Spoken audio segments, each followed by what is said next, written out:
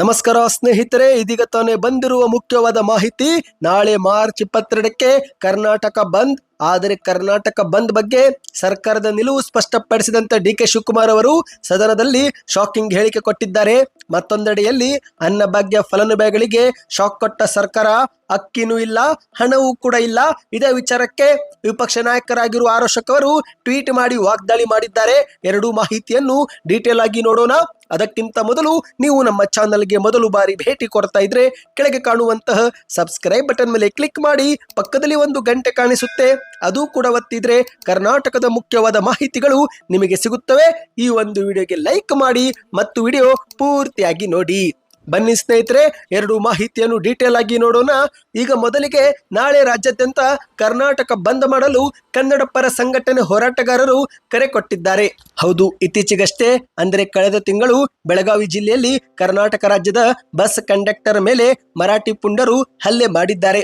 ಮರಾಠಿ ತಿಳಿಯದ ಕಾರಣ ಕಂಡಕ್ಟರ್ ಕನ್ನಡದಲ್ಲಿ ಮಾತನಾಡಿದ್ದಕ್ಕೆ ಹಲ್ಲೆ ಮಾಡಲಾಗಿತ್ತು. ಇದೇ ಒಂದು ವಿಚಾರ ಕನ್ನಡಿಗರಲ್ಲಿ ಮತ್ತು ಕನ್ನಡ ಪರ ಸಂಘಟನೆಗಳಲ್ಲಿ ಆಕ್ರೋಶ ಉಂಟಾಗುವಂತೆ ಮಾಡಿದೆ. ಇದೇ ಒಂದು ನಡುವೆ ಕನ್ನಡ ಪರ ಹೋರಾಟಗಾರರಾಗಿರುವ ವಾಟಾಳ್ ನಾಗರಾಜ್ ಅವರು ಇದೇ ಒಂದು ವಿಚಾರವನ್ನ ಮುಂದಿಟ್ಟುಕೊಂಡು ನಾಳೆ ರಾಜ್ಯಾದ್ಯಂತ ಕರ್ನಾಟಕ ಬಂದ್ಗೆ ಕರೆ ಕೊಟ್ಟಿದ್ದಾರೆ. ಇನ್ನು ಮತ್ತೊಂದೆಡೆಯಲ್ಲಿ ಇದೇ ಒಂದು ಕರ್ನಾಟಕ ಬಂದ್ಗೆ ಖಾಸಗಿ ಸಾರಿಗೆ ಸಂಸ್ಥೆಗಳು ಸೇರಿದಂತೆ ಕೆಎಸ್ಆರ್ಟಿಸಿ ಮತ್ತು ಬಿಎಂಟಿಸಿಯು ಕೂಡ ಬೆಂಬಲ ಸೂಚಿಸಿದೆ. ಈ ಮೂಲಕ ನಾಳೆ ರಾಜ್ಯಾದ್ಯಂತ ಬಸ್ ಸಂಚಾರದಲ್ಲಿ ವ್ಯತ್ಯಯ ಉಂಟಾಗಲಿದೆ.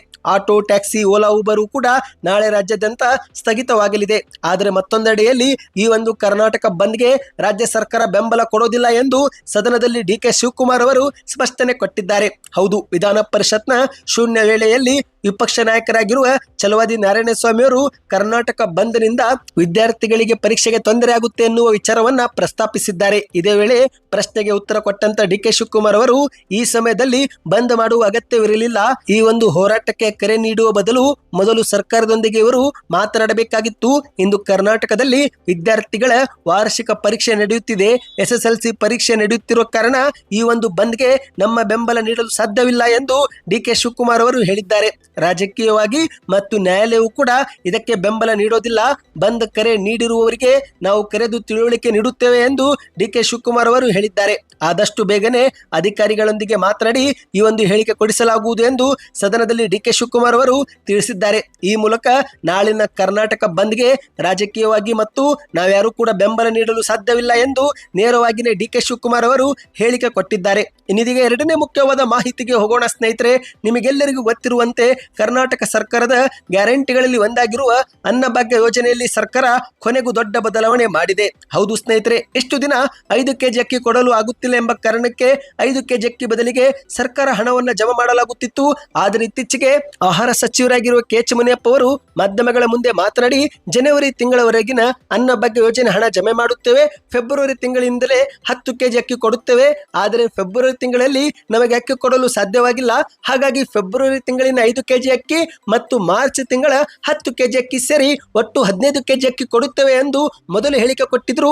ಆದರೆ ಇತ್ತೀಚೆಗೆ ಈಗ ಮಾರ್ಚ್ ತಿಂಗಳಲ್ಲಿ ಕೊಡೋಕೆ ಆಗೋದಿಲ್ಲ, ಏಪ್ರಿಲ್ ತಿಂಗಳಲ್ಲಿ ಕೊಡುತ್ತೇವೆ ಎಂಬ ಹೇಳಿಕೆಯನ್ನು ಕೊಟ್ಟಿದ್ದಾರೆ. ಇದೇ ಒಂದು ವಿಚಾರ ವಿಪಕ್ಷ ಸೇರಿದಂತೆ ರಾಜ್ಯದಲ್ಲಿ ಹಲವರಿಗೆ ಆಕ್ರೋಶಕ್ಕೆ ಕಾರಣವಾಗಿದೆ.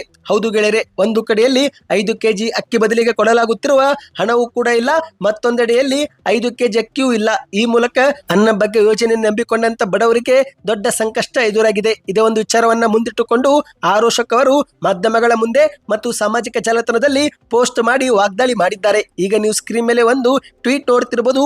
ಇದು ಆರೋಶಕ್ ಅವರೇ ಮಾಡಿದ ಟ್ವೀಟ್ ಆಗಿದೆ. ರಾಜ್ಯದ ಕಾಂಗ್ರೆಸ್ ಸರ್ಕಾರವು ತನ್ನ 20 ತಿಂಗಳ ಆಡಳಿತಾವಧಿಯಲ್ಲಿ ಸಾಧಿಸಿದ್ದು ಬರೀ ಅಕ್ರಮ, ಅನ್ಯಾಯ, ಭ್ರಷ್ಟಾಚಾರ. ಅನ್ನಭಾಗ್ಯ ಯೋಜನೆಯಲ್ಲಿ ನುಡಿದಂತೆ 10 ಕೆಜಿ ಅಕ್ಕಿಯನ್ನ ನೀಡದೆ ಕೇಂದ್ರ ಸರ್ಕಾರ ನೀಡುವ 5 ಕೆಜಿ ಅಕ್ಕಿಯೂ ಕೂಡ ತನ್ನದು ಎಂದು ಹೇಳಿಕೊಳ್ಳುತ್ತಾ ಆ 5 ಕೆಜಿ ಅಕ್ಕಿಯನ್ನು ಕೂಡ ಸರಿಯಾಗಿ ವಿತರಿಸದೆ ಕಳ್ಳಾಟವಾಡುತ್ತಿದೆ. ಅನ್ನಭಾಗ್ಯ ಯೋಜನೆಯಲ್ಲಿ ಸಾಲು ಸಾಲು ಅಕ್ರಮ, ಅವ್ಯವಸ್ಥೆ, ಭ್ರಷ್ಟಾಚಾರದ ಆರೋಪಗಳು ಕೇಳಿ ಬಂದರೂ ಸಿಎಂ ಸಿದ್ದರಾಮಯ್ಯನವರು ಮಾತ್ರ ಏನೂ ನಡೆದೇ ಇಲ್ಲ ಎಂಬುವಂತೆ ಸುಮ್ಮನಿದ್ದಾರೆ ಎಂದು ಟ್ವೀಟ್ ಮಾಡಿ ಆಕ್ರೋಶವನ್ನ ವ್ಯಕ್ತಪಡಿಸಿದ್ದಾರೆ.